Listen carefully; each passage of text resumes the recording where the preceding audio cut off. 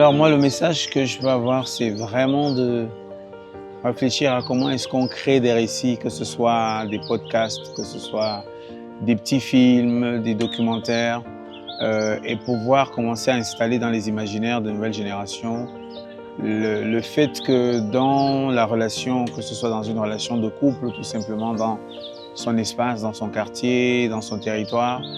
que ce qui amène tout simplement à co-construire de manière saine, c'est installer l'amour dans ces relations. Et donc, ce qui veut dire que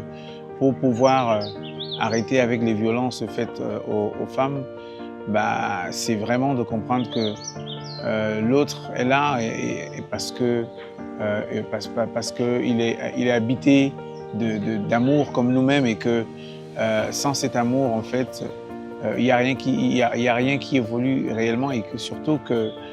si on a envie de se pencher sur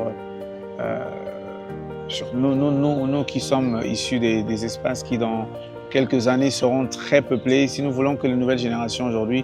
puissent complètement changer leur manière de faire, que ce soit en termes d'agression dans les taxis, nous voyons que les femmes se font exagérément agresser dans les taxis, dans nos espaces, en plus des violences faites, que ce soit dans le milieu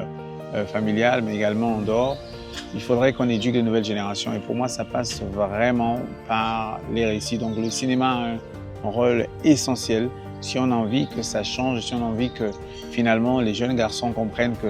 être fort, c'est pas en fait en frappant l'autre. Être fort, c'est l'aimer, c'est montrer, c'est à notre capacité d'aimer qu'on est réellement quelqu'un de fort, quelqu'un de puissant. Et pour moi, ça, c'est vraiment ce que nous devons, quels que soient les moyens, vulgariser. C'est ce que nous devons mettre dans les imaginaires des nouvelles générations. Et pour moi, ça doit être au centre de la relation et de la co-construction et de la sensibilisation